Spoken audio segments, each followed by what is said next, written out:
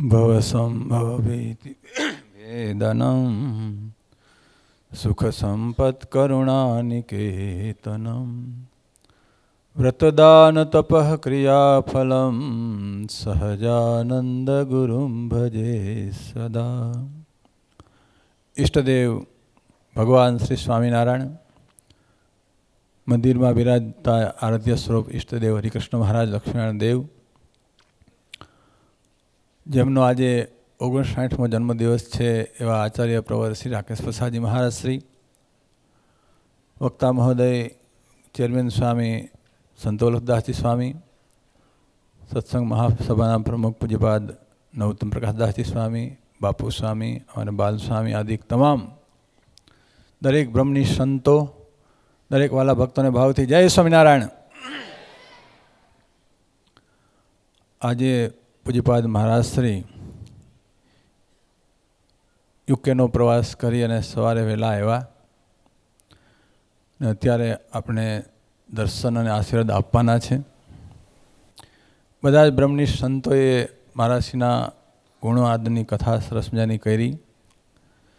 જ્યારથી મહારાજશ્રી લક્ષ્મીનારાયણ દેવની ગાદી ઉપર વડતાલમાં બિરાજમાન થયા ત્યારથી વડતાલ દેશ, વડતાલ ગાદીનો સુવર્ણકાળ વર્તી રહ્યો છે.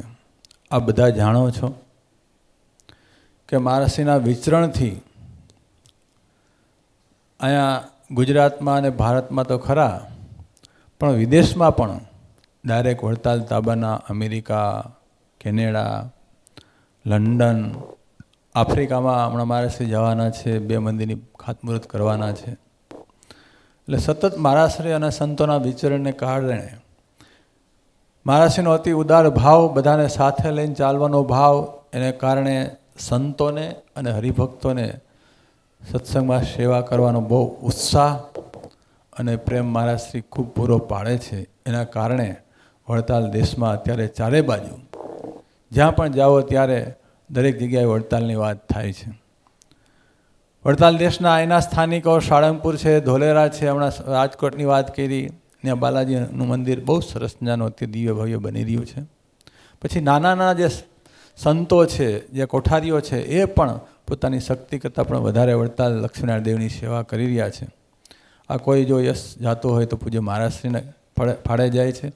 કારણ કે મહારાજશ્રી દરેકના, નાનો સંતો હોય કે મોટા સંતો હોય, દરેકના પ્રોગ્રામમાં જઈ, ઉત્સવમાં જઈ, પ્રતિષ્ઠામાં જઈ અને દરેકને શાંતિ થાય, સુખ થાય અને વિશેષ એ ધર્મને માર્ગે, સત્સંગને માર્ગે આગળ વધે અને આવા નવા કાર્યો કરવાનું મહારાજશ્રી દ્વારા ખૂબ પીઠબળ મળે છે.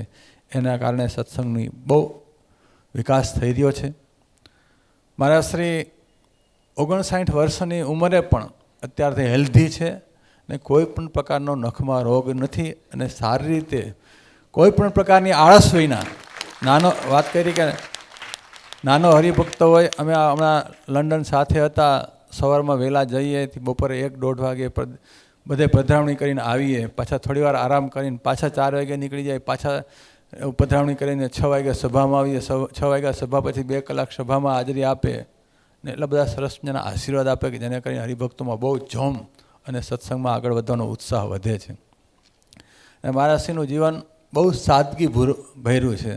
અમારા ગઢડાના ચેરમેન સ્વામી કહેતા હતા કે પીઝા ઓછા ખાવાના, પણ મહારાજશ્રી પીઝા તો ખાતા નહીં અને એકદમ શાક કે દાળમાં પણ સહેજ તેલ વધારે હોય, મસાલા વધારે હોય ને તો એ મૂકી દઈએ, એ લે નહીં. એકદમ થોડો આહાર, મિત આહાર કરી અને શરીરને સારી રીતે સાચવે છે ને, હેલ્ધી શરીર એને કારણે છે. બાકી નકર અત્યારે એટલું ટેન્શન, એટલી ભાગદોડના જીવનમાં શરીરમાં કેટલા રોગો આવી જાય, પણ મહારાજશ્રી બહુ કાળજી રાખે છે. અને મહારાજશ્રી દ્વારા મહારાજશ્રીનું આવું આરોગ્ય સારું રહે એના માટે આપણે હરિકૃષ્ણ મહારાજ લક્ષ્મણ દેવના ચરણોમાં પ્રાર્થના કરીએ. અને અત્યારે જે રીતે વિચરણ કરે છે સત્સંગમાં, એવી રીતે જે બધા વડીલ સંતોએ કીધું, લોંગ ટાઈમ સુધી સત્સંગમાં વિચરણ કરીને આપણે ખૂબ દર્શન, આશીર્વાદ, કથા વાર્તાનો દરેક પ્રત્યે લાભ આપે.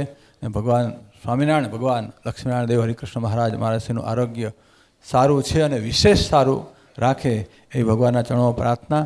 બીજું વિશેષ આ 59મો છે, આવતો વર્ષ છે એ ષષ્ઠી પૂર્તિ 60 વર્ષનું છે. અમે જ્યારે અમદાવાદના મહારાજશ્રી અમદાવાદમાં ષષ્ઠી પૂર્તિ મહોત્સવ ઉજવ્યો હતો ત્યારે અમે ગયા હતા બહુ સારી રીતે બહુ ત્યાંના અમદાવાદ દેશના હરિભક્તોએ સંતોએ ઉજવ્યો હતો. એવી રીતે હરિકૃષ્ણ મહારાજ લક્ષ્મણદેવના ચરણો પ્રાર્થના કે આવતી ષષ્ઠી પૂર્તિ મહોત્સવ આના કાં તો અનેક ગણો 10 ગણો મોટો અને લોંગ ટાઈમ સુધી 5 થી 7 દિવસનો પ્રોગ્રામ બને એવી બધા સંતો અને હરિભક્તોના ચરણો પ્રાર્થના. જય સ્વામિનારાયણ.